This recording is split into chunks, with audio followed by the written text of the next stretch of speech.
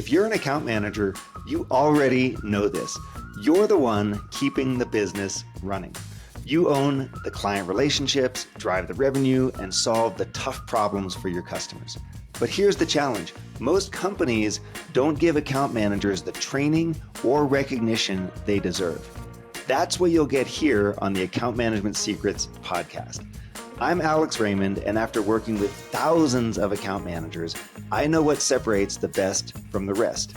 In this show, we cover exactly what you need to succeed, handling tough client conversations, driving renewals and upsells with confidence, and proving your value every single day. There's no fluff, no outdated sales tactics, just real practical strategies you can use right now to grow your accounts and build a successful career. If that sounds like what you've been looking for, hit subscribe and let's get into it. Welcome back to Account Management Secrets. Today, I want to share even more of a deep dive into the book, The Growth Department. This has been out in the wild for several weeks now.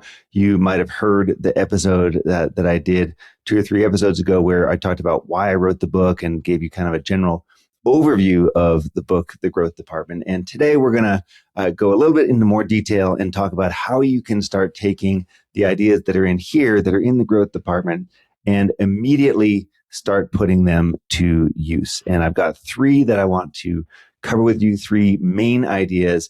And I'm going to walk through them. We're going to talk about what you could do to actually take this away from just being an abstract thought into something that you can immediately put to good use when you get back to your desk or when you get in front of your computer. So that is the plan for the episode here today. It's not meant to be a book overview by any means, but really understand that if you internalize the ideas that are here in the book, it's going to have a major impact in how you work. It's going to have an impact in how you think, how you show up in meetings, how you work with your customers. And there's going to be a lot of positive repercussions to that, but we've got to get from the abstract into the real ideas itself. As you know, I've talked about this before. Writing the book was a lot of fun. It was more fun than I thought it was going to be. It was more rewarding than I thought it was going to be. And there was a big shift over time in terms of how I was approaching it. I think, I'm not sure if I've shared this before. When I first started writing the book, I was planning to do kind of an encyclopedia of account management. You know, talk about all the terms, all the things, get really into the details of a lot of stuff. But what I started to realize, and this was in the summer of 2025, after I'd committed to writing the book, what I'd started to realize is that's not what I wanted to bring to the world. That's not what the world wanted from me. There are other places where we can get that kind of information. And what I do well, and what I was getting a lot of feedback on, is reframing things for people. So not just, like here's the way, but instead talking about the assumptions and the mindsets behind some of these key elements in account management, customer success, and post-sales. So I really changed. I went from calling the book at the beginning, the book was going to be called The Account Management Book, like big serious title. And instead we went with The Growth Department, because one day I was out for a walk and I was like, no, this is different. We are changing how post-sales thinks of itself. We're not in support mode. We are in growth mode. So let's call it the Growth Department. And so that's what we did. That's how this particular book and title came to be. By the way, it's now totally live in the world. You can get the hardcover, paperback, or Kindle all on Amazon. And in a few weeks, the Audible version is going to be out as well. So excited to have you be able to access it in all the different formats, whatever it is that works for you. Okay, that's enough preamble. Let's get into this. Here are 3 ideas that I want you to come away with, 3 concepts that are going to rewire how we think about post-sales. So we're going to get from kind of this imagined space into reality. And you're going to see quite a lot of that in the book itself. So number one deep dive that I wanted to get into today is something that is, for me, such a point of tension. It is such a bugbear. You might have heard me soapbox about this before. And it is the idea of recurring revenue, specifically that word recurring. And I'm going to tell you that there is no such thing as recurring revenue. If you've been an account manager or a customer success manager or a leader in these spaces, if you've been a CRO even, you know that this whole idea of recurring revenue is total nonsense. Revenue doesn't grow on trees. You don't just sit around and put your feet up on your desk and wait for revenue to walk in the door. You're not clipping coupons like the grandmothers did many, many moons ago. That is not how the world works. We might have contracts that say that revenue recurs. We might have contracts that renew every year, for example. But the idea that this is free of any effort, that we don't have to do any work to get them, is literally just a comforting story and a dangerous one at that. I have yet to see people who just literally do nothing and revenue walks in the door. In fact, what I see account management leaders and post-sales leaders who are really hustling to get the renewals in. And they do that to the extent that other people inside the company may not see the amount of effort that goes into it. That's certainly potentially true. But for none of these fine folks does revenue recur. Revenue is re-earned. It's re-earned every day, every week, every month, every quarter, every year. You've got to re-earn it. And this is a concept that I call active retention in the book. So, and it's in contrast with passive retention. So passive retention would simply be the idea that, yes, the revenue grows on trees. I'm just going to kick back and watch the revenue come in and count my money as it accumulates. Active retention says, this is a process. This is a pipeline. We've got to make sure the customer is getting what they want and what they expected and what they bought. And I have to have rigor around how I'm approaching my job. So that's active retention. Active retention is a much more proactive posture. It's energetic. We go out there and we attack the bad news, right? We find risks. We are constantly trying to figure out what's going on with the account. How can we help the customer get more value? Those kinds of things. That's an active posture of retention. We still are operating with the same contract that might have an auto renewal clause, or it might have really clear specifications on what happens in the future. That's okay. I'm not talking about the contractual mechanics here. I'm talking about the idea and the posture and the energy behind saying revenue is recurring versus not. And what winds up happening is if we're in this passive recurring revenue mode, there's a lot of blind spots. There's a lot of work that we don't do. There's a lot of things that we don't see, and so we have these gaps in our understanding of the customer. We are way more likely to get blindsided by a surprise. That keep, grow, and no surprises is our mantra here. It's what we talk about a lot at Amplify and on the Account Management Secrets podcast. Keep, grow, no surprises. Well, guess what? No surprises is a job. Right. This is something that we all need to be focusing on, making sure there's no surprises. So anytime you get stuck in this idea that there is recurring revenue, that we don't really have to work for the renewal, that it's just magically going to reappear, that the customer is going to call us if they need us, that the client's going to re-up, I want you to realize that that's potentially causing a lot of friction for you, for your customer, and for the rest of your company. Okay. You are more likely to get hit with a surprise. You're more likely to have tension with your customer. You're more likely to cut corners. You're more likely to not pay attention to really important things. If all you're doing is opening up a renewal opportunity in your CRM 30 days before the contract expiration, that's probably not the best approach. It's probably not the most professional thing to be doing. You're probably already too late, and you're lacking understanding of the customer and where they're going and what they're trying to accomplish. So those are things I don't want you to be doing. I want you instead to be thinking, hey, this is a proactive focus. So active retention is a big deal. It's got discipline to it. It's got artifacts to it. It's got a whole different way of being. And we want to make other people in the company aware of the amount of effort that goes into this. Like, this myth of recurring revenue is really something that I wish would just go away. I wish I could just shoot it and, make people stop using this term anymore. There's no such thing as recurring revenue. And let's get out of that. Let's get out of that mindset. So that was the first one that I wanted to share with you. And, I hope that you find yourself wanting to be more active working with your customers. I hope you are not just sitting around doing the bare basics and the bare minimum.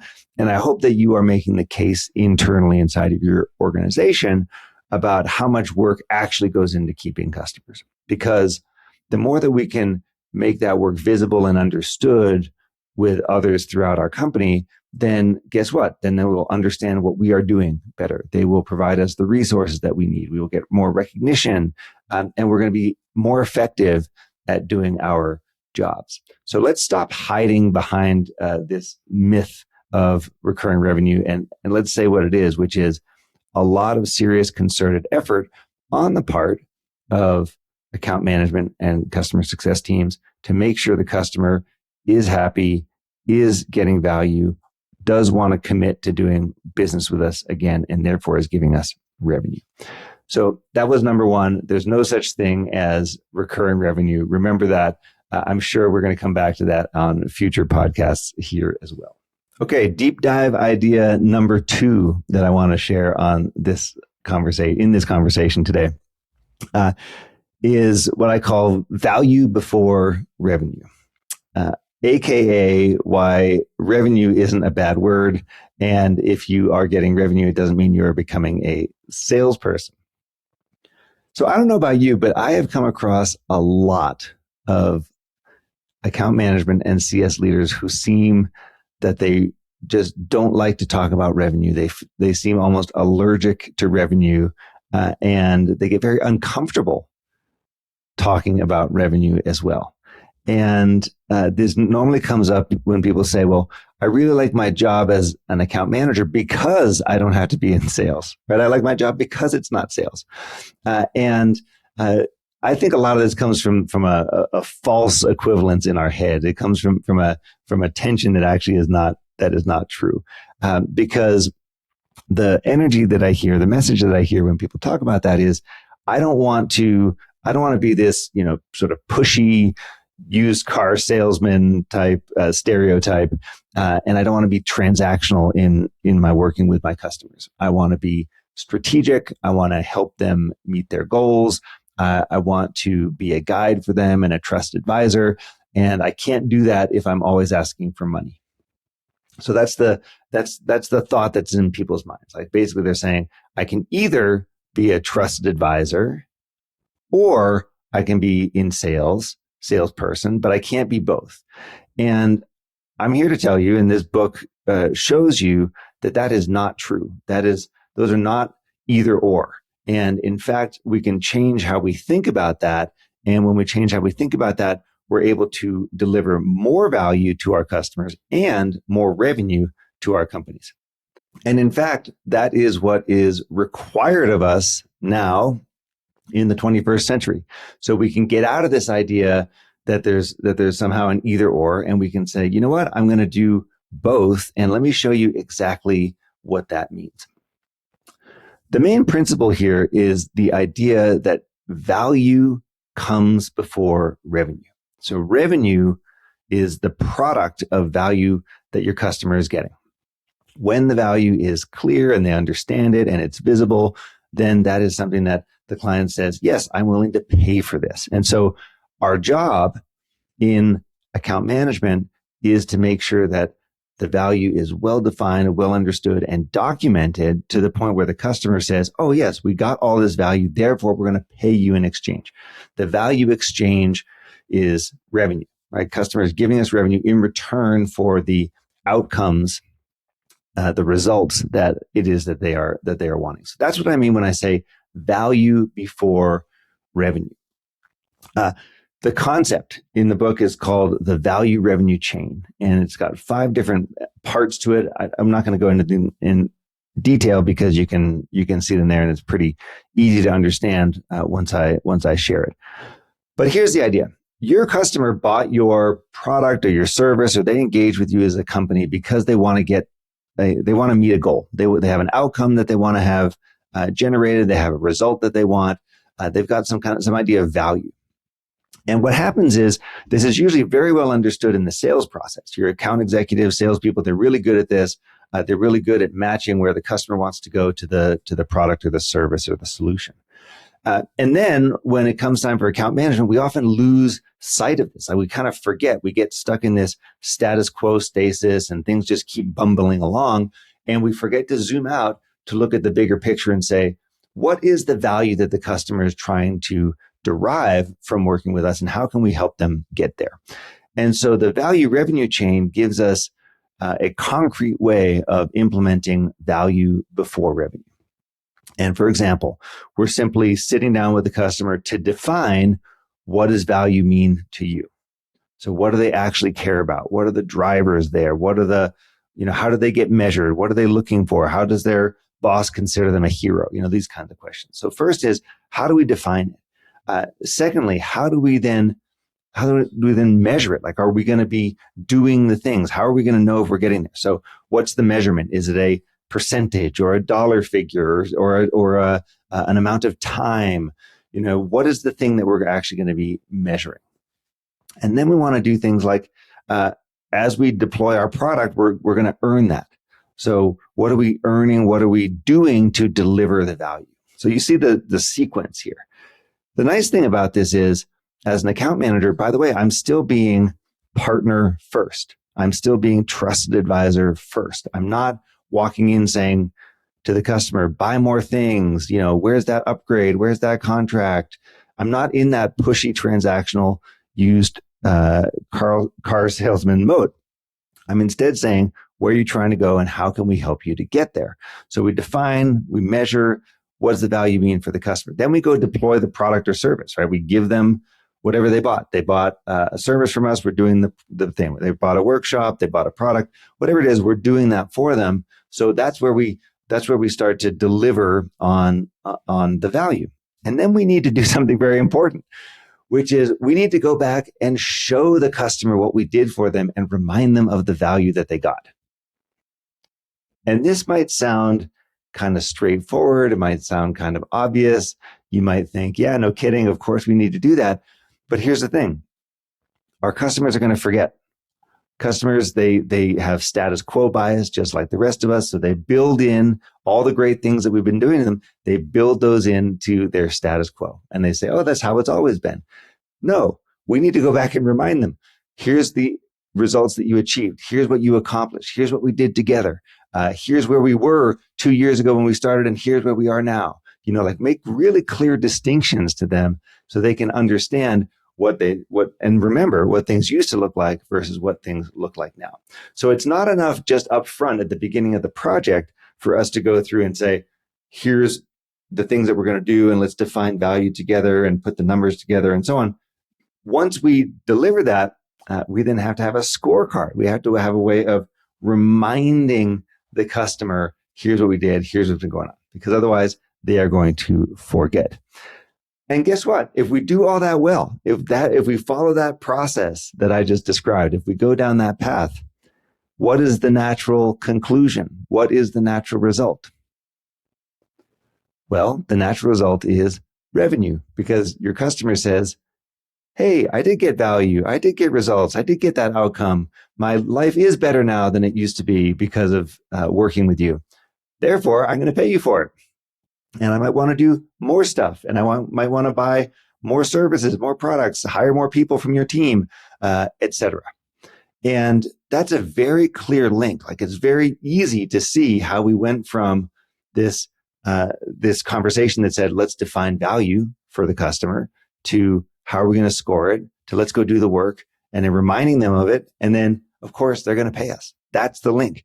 And so the nice thing here is You don't have to have this idea of being allergic to revenue. You don't have to say revenue is yucky. I don't want to have anything to do with the revenue side. No, your work is to be customer centric and understanding the client. It's not in conflict with revenue at all. Revenue is the result. Revenue is the proof.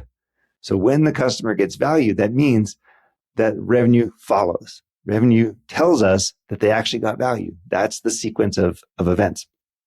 So that's what I call value before revenue. And I think it shows very clearly that we in post sales can step up, do our jobs, have professional conversations, adult conversations about money with our customer. We can do it in a non-pushy, non-transactional way. We can do it in a way that is very clear that we are both benefiting. Customer benefits from our products and services. We benefit by getting revenue and profit from our customer. Boom. This is a mutually beneficial agreement that we have with our client. That's how I want you to be thinking about that. That's really important. It's really important, especially now that you understand how you are driving revenue for your company. So that's number 2.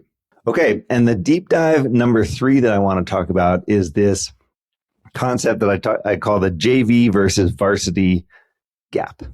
And this is going to be familiar only to people in the United States, I believe, where we have a thing, at least my reference is high school sports. For those of you who don't know, I played volleyball in high school, and I was on the JV team at the beginning, and then I was on the varsity team for the last 2 years of high school.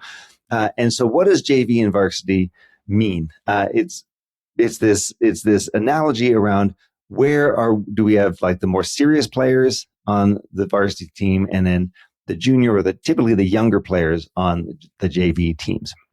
And so that's the mental model.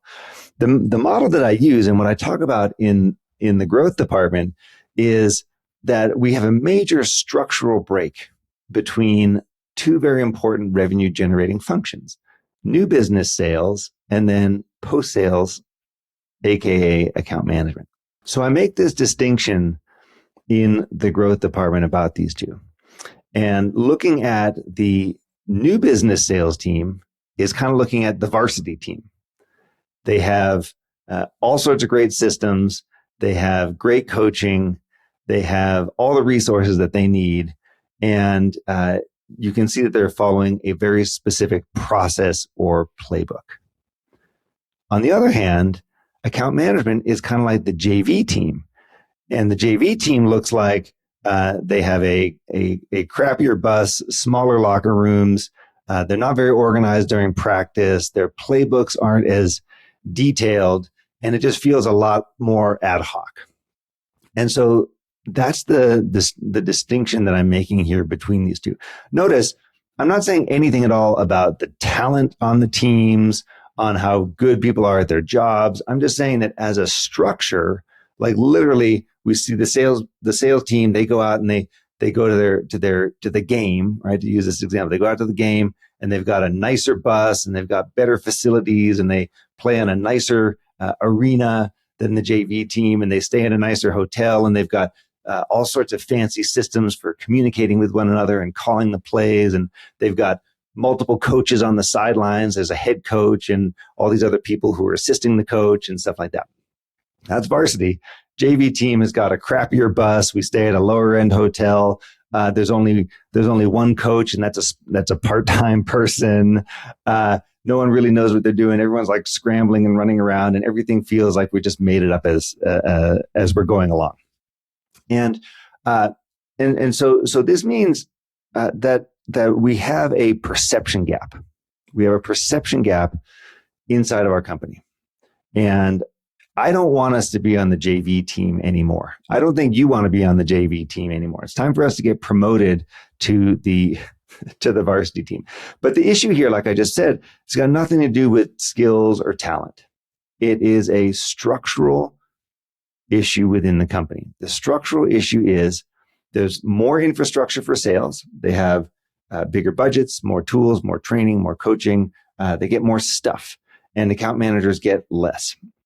And when you get less of those things, you get less training and systems and process and rigor, then you wind up oftentimes just doing heroic acts, right? You wind up doing all this stuff to compensate for the broken system. You're working extra hours. You are constantly going the extra mile. And by the way, you know where that leads? That leads to burnout for people. That leads to burnout because you're doing too much. You're doing too much work.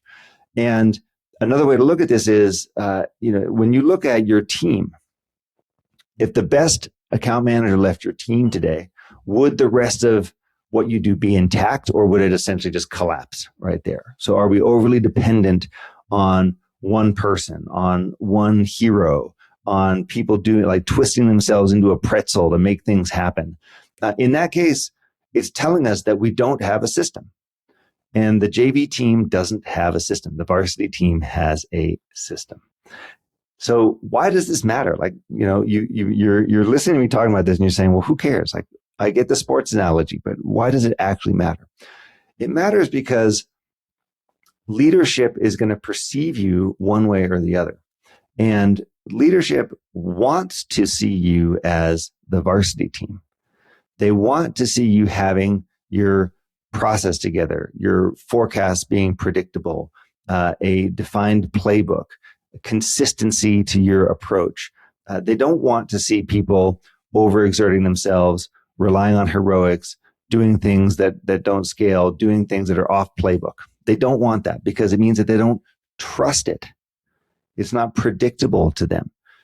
Your CEO wants to build the most predictable business possible. They want it to be a nice, smooth, straight line up and to the right where they understand inputs and then they understand the outputs. Right now, they can't get that from you. They're not getting that from you because you don't have the systems and the process and the discipline in place. That is why they consider you to be the JV team. Your CEO is actually waiting for you to bring a playbook, process, structure, documentation, etc., like an operating standard, if you will. They are waiting for you to create that and bring that to them. That's the difference between JV and varsity. The varsity team shows up with, here's our plan, here's how we're going to win, here's how we're going to operate, here's how we're going to train, here's all the things that we're going to do, boom. And everyone therefore can relax and they say, oh, they've got it under control. They have a system, they have a process. The JV team is making it up as they go. They're relying on superstars and individual heroes, and they don't have a repeatable mechanism. And so how does this show up in the world? I'll tell you one way that I've seen this a lot of times is I'll go talk to a leader and I'll say, how do you do account plans inside your company? Just as an example, right? How do you do account plans? And they'll tell me something like, we have 10 people on the team and 11 different ways of doing account plans. Or we have 10 people on the team and 11 different ways of doing QBRs, if I'm talking about QBRs. And sometimes people think, oh, that's great because it means that everyone can tailor their own approach to their own needs and so on. But I look at that and I think that is the JV team in action. A serious leader, a serious coach, the varsity team would not accept that. And that's visible to everyone inside of your company. Everyone inside your company can see, are you the JV coach or are you the varsity coach? And I want you to be the varsity coach. It works when you're the varsity. Why does varsity seem more professional? Because things are visible. They are repeatable. It is inspectable. So you can see where you are. There is an operating model, an operating philosophy behind what we do.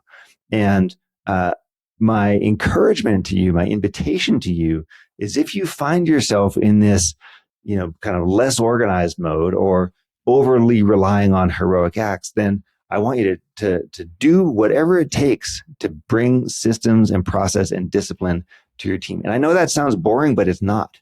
This is something that's going to help you be more effective. You're actually going to take stress out of the team. I've got a story in the book about this, about one team where literally they put a lot of rigor into it and the team performance went up and the team's stress levels went down because they knew what they were supposed to be doing. And so that's my invitation to you is don't rely on heroics. Don't rely on heroes. Don't rely on exceptional talent on your team. Build a system so that everyone can thrive and so everyone is there. So those were 3 quick ideas from the growth department. First, there's no such thing as recurring revenue, and we need to massively rethink our approach to recurring revenue. That's number one. Number two, value comes first, and you can live in a world where you are asking for money, where you're doing commercial transactions with your customers, and you can do it in a non-pushy way. So value before revenue, but revenue is very, very important. And then thirdly is, are you on the JV team or are you on the varsity team? And specifically for listeners of this podcast, are you the coach of the varsity team or are you the coach of the JV team? And what are you going to do about it? So I hope those ideas are helpful to you. Now, as we close out here, I just want to share, as I think about the book, as I think about the growth department, I don't want this to be something that's just sitting on your shelf or sitting in your Kindle list unread. I want you to read it. I want you to go through it. And I want you to put it into practice. Okay. This is not a theoretical book. This is not meant to be a bunch of pontifications or anything like that. There's things in there that you can immediately say, I'm going to change my thinking. I'm going to change my behavior. I'm going to go to my team and have a conversation around this. And so my invitation to you is, when you go through the book, pick one of these ideas. It could be one of the ones that we discussed here today.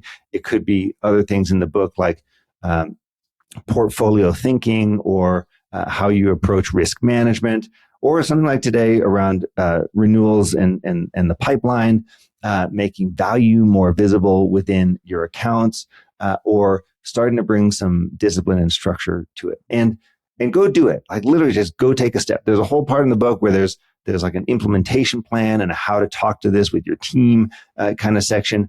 And I need this to happen because this is where you're going to start seeing results, right? So literally, like, I don't want you to just not be doing anything here and think, oh, those are a cute bunch of ideas. I want you to take this to your teams, make it happen, take it to your company.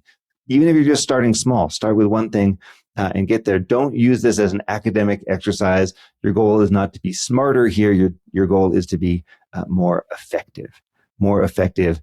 Get better results for your customers, get better results for your company, help your company win.